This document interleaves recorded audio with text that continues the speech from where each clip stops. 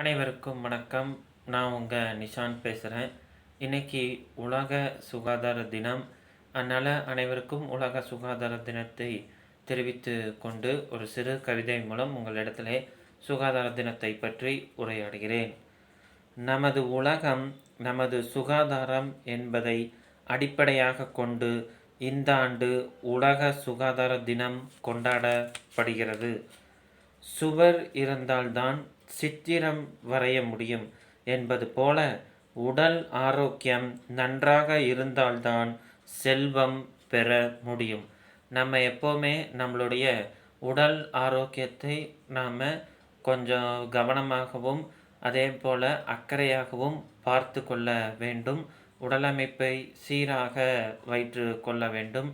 காய்ச்சல், தலைவலி போன்றவற்றை எதுவாக இருந்தால் உடனடியாக அது மருத்துவமனையில் சென்று அதை பார்த்து கொள்ள வேண்டும்.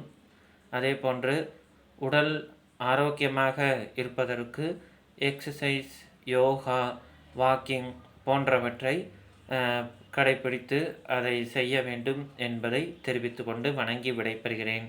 நன்றி, வணக்கம்.